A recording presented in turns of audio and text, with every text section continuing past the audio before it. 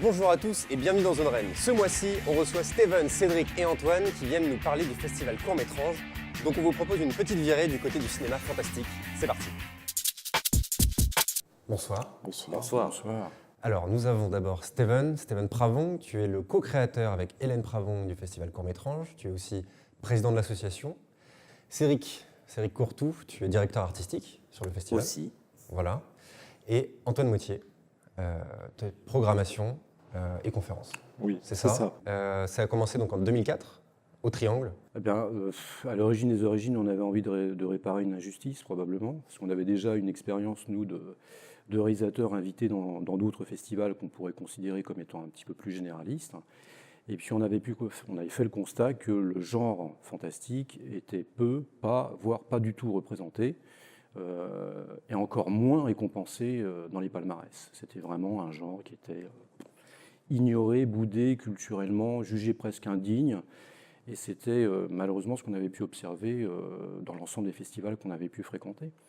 Et donc on s'est dit que c'était une nouvelle proposition qu'on était peut-être en mesure de faire au public, avec absolument pas l'assurance que ça fonctionne. Ils ont été un peu surpris par l'initiative, et ils ont réalisé qu'il y avait enfin une possibilité pour eux de s'exprimer. Et on a pu constater au fil des éditions, et c'est quelque chose que j'aime bien répéter à chaque fois, c'est que les attitudes de production commençaient aussi à évoluer. Et il advenait même que parfois, un jeune réal se voit entendre un commentaire du genre « possiblement plaçable à Court-Métrange ». Mais vous vous connaissiez déjà depuis longtemps? Alors, curieusement, c'est Cécile Darty qui nous a mis en relation, d'ailleurs. Tout à fait. Elle avait eu l'occasion de jouer, parce que malheureusement, Cédric est comédien, au grand désespoir du cinéma français, globalement. Voilà. Et donc Cécile nous a permis de nous rencontrer, on s'est retrouvés au bar, et malheureusement, on partageait les mêmes éléments de culture. Et les mêmes on bières. avait les mêmes références, voilà. On buvait autant. Ouais. Oui, effectivement. Ouais. Voilà. Et le contact s'est fait vraiment très très facilement, au point où, du coup, pendant toute l'année de préparation qui a été la deuxième édition de Court-Métrange, on a continué à peaufiner cette rencontre. Et sur quelque chose qui est devenu indiscutable, même encore aujourd'hui. Enfin, encore que... Je sais pas de quoi tu parles, j'ai arrêté de t'écouter, de toute façon. Et toi, Antoine, du coup? Moi, je pense que je suis le plus petit jeune de la bande comparé à ses deux ancêtres. Je suis arrivé en 2013 pour la préparation de l'édition Steampunk. J'ai vu un peu de la lumière, mais en fait, je travaillais avec d'autres associations et d'autres festivals. Et puis un jour, Regan m'a appelé en me disant on a une place en comité de sélection pour toi. Qu'est-ce que t'en penses? Pourquoi pas? Puis je suis tombé sur ces gens-ci, plus d'autres. Et c'est quand même un cinéma que j'aime beaucoup. J'ai une expérience aussi plutôt transmédia, en fait, qui est plutôt dédiée aux littératures de l'imaginaire ou à l'imaginaire avec un grand I. Alors, en ce qui me concerne, moi, j'ai l'impression d'être né dans le cinéma fantastique. D'accord.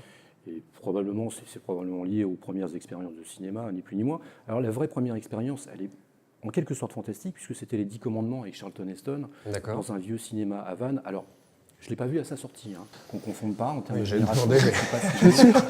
C'était quand même, comment dirais, ça a absolument imprégné tout ce que j'ai cherché en termes sur le plan culturel, avec parfois un certain embarras social, parce que c'est vrai que à l'époque, quand moi j'étais gamin, j'étais vraiment un naze. Aimer le cinéma fantastique, c'était être un naze, quoi. Alors ça allait jusqu'aux comics, même toutes les sous-cultures globalement, finalement concernent assez rapidement notre public. On ne sait pas pourquoi on baigne dans un espèce de truc qui a fonctionné de manière un peu marginale, en marge de la culture officielle. Et puis ça nous imbibe, ça a conditionné tous nos choix, ça a occasionné des ruptures avec nos nanas. Enfin bref, je ne sais pas, le fantastique, c'est quelque chose qu'on porte en soi, c'est vrai, de manière plus ou moins lourde. Alors ça s'est démocratisé, mais il y a toujours, quoi qu'il arrive, cette image un peu obscure du fantastique. Est-ce que comment vous voyez ça, le fait que les gens consomment du fantastique presque sans le savoir, en fait, quelque part? C'est une histoire culturelle, c'est-à-dire que les geeks des années 90, maintenant, sont un peu aux rênes d'Hollywood. On a déjà eu le cas avec George Lucas et Spielberg. Si tu remets en contexte, ce sont quand même de gros geeks qui produisent des trucs qui s'appellent E.T., La rencontre du troisième type, Jaws, qui reste quand même le film culte qui nous réunit tous à peu près ici sur ce plateau. Mais ça reste quelque chose de, au-delà du culturel, enfin du purement filmique, l'attrait des séries. C'est-à-dire que pour une série, maintenant, il y a très peu de produits, enfin une grosse partie de ce qui est produit reste de l'imaginaire avec un grand I. C'est quelque chose qu'on consomme sans s'en rendre compte en fait. C'est surtout ça le truc. Et c'est aussi le phénomène de mauvais genre. Il faut quand même remettre en contexte la naissance du fantastique et de la SF. Ça reste des feuilletons, c'est descendant du feuilleton. C'est la nouvelle, c'est le pulp, au sens vieux magazine de SF des années 30 aux États-Unis. C'est de la littérature soi-disant bas de gamme avec du papier mal imprimé qu'on trouve chez ce qui serait le buraliste à notre époque, mais le vendeur de journaux à 2 cents. Mais d'ailleurs, c'est quoi votre définition du fantastique? Une définition compréhensible, ce serait de dire que c'est l'irruption de l'irréel dans le réel, sans possibilité théoriquement d'explication. Ça, c'est le principe du fantastique de base, c'est-à-dire littéraire. C'est qu'on ne te donne jamais la clé de lecture de qu'est-ce qui vient de se passer. Est-ce que c'est un fantôme que je viens de voir dans la nouvelle de Maupassant que j'ai lue quand j'étais au collège? Ou est-ce que c'est le narrateur qui hallucine totalement? Au demeurant, le fantastique, pour élargir, on ne produit pas que du fantastique à court-métrage. On a aussi de l'insolite, de l'étrange. Et ça, quand on parle d'insolite et d'étrange, c'est souvent qu'on a une narration cinématographique, de langage cinématographique, qui ne répond pas forcément au code.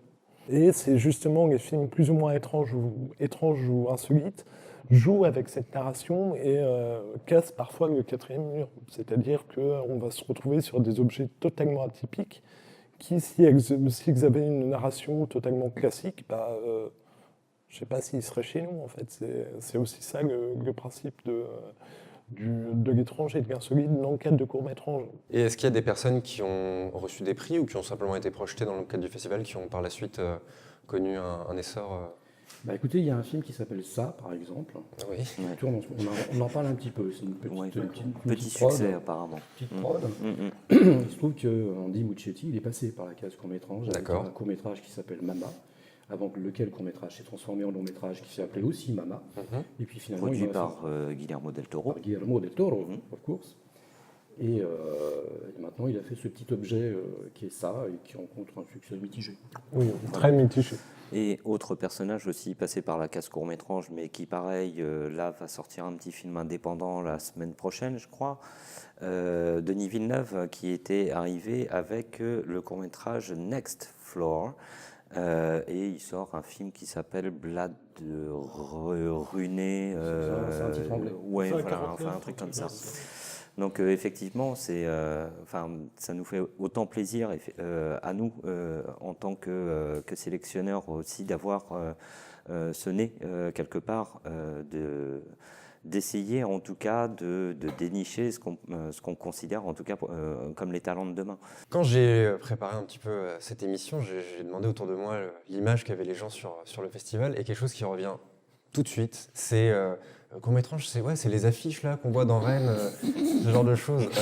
Et c'est vrai que c'est des affiches que les gens aiment et qui sont pour le coup très étranges. Donc cette année, on a l'affiche qu'on a derrière nous, une souris scientifique étrange, complètement étrange. Donc parfois, ça peut être parfois même glauque, ce que vous avez eu. Comment ça s'est fait, cette volonté de montrer le festival à travers ces images-là? C'est le fruit d'un mariage avec une agence graphique qui s'appelle le Studio Kérosène, qui est venu à nous. Moi, j'adore le dire parce que c'est extrêmement valorisant. C'est eux qui se sont tournés vers nous en disant voilà, on aimerait, parce qu'on travaille pour un portefeuille de clientèle très importante, et on a envie, par goût, par culture aussi, d'intégrer le projet court-métrage. Et de toute façon, notre objectif, dès le départ, on s'est entendu là-dessus de manière quasi instantanée, c'était d'entretenir un mélange entre l'attraction et la répulsion. Donc on a beaucoup travaillé, beaucoup décliné ce thème-là à travers un certain nombre d'affiches. Et depuis une ou deux éditions, on a décidé de prendre quelques petits virages esthétiques et de sortir un tout petit peu de cette ligne-là. Mais je pense qu'on y reviendra parce que c'est aussi la signature du festival depuis longtemps. Et puis ces affiches-là, elles résument assez bien aussi les sensations qu'on peut avoir. J'aime, j'adore, mais ça me dégoûte, ça me secoue, ça me remue. C'est un petit peu comme l'art. Le principe, évidemment, c'est d'aller remuer quelque chose en vous et qu'il y en ait encore quelques effets à la sortie. Voilà, merci beaucoup de nous avoir donné votre temps pour cette émission.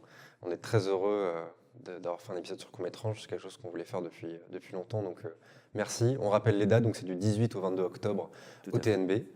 En tout cas pour les projections directement. 3e étage, je précise. Au 3e du TNB. Pour la billetterie aussi. Voilà. Très bien. Et puis j'imagine sur le site internet de court-métrage directement. Toute la programmation. Voilà. Exactement.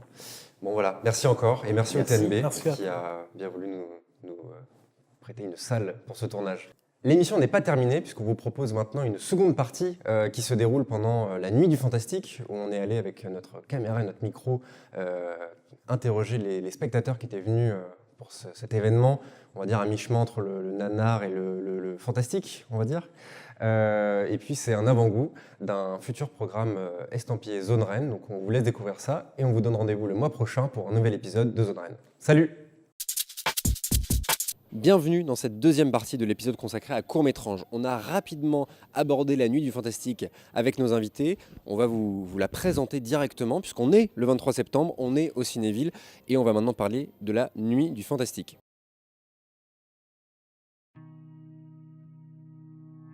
Vous êtes venu parce que vous êtes fan peut-être de fantastique, de nanar, Surtout fantastique.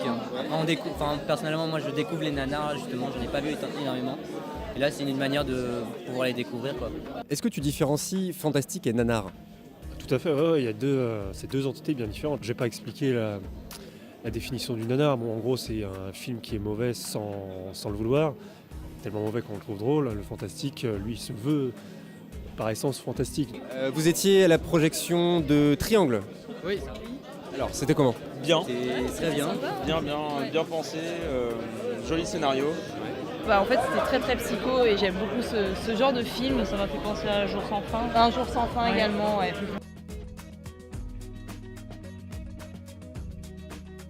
On sait qu'ils font attention en fait à leur programmation et du coup on les suit quoi, parce que c'est vraiment cool, ils proposent toujours des trucs frais et nouveaux et du coup c'est vachement bien.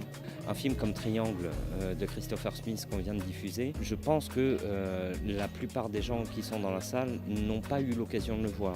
C'est un peu le principe, c'est de proposer une séance qui est complètement fun, enfin une nuit qui est complètement fun, mais avec des choses que vous n'avez pas vues ailleurs, quoi.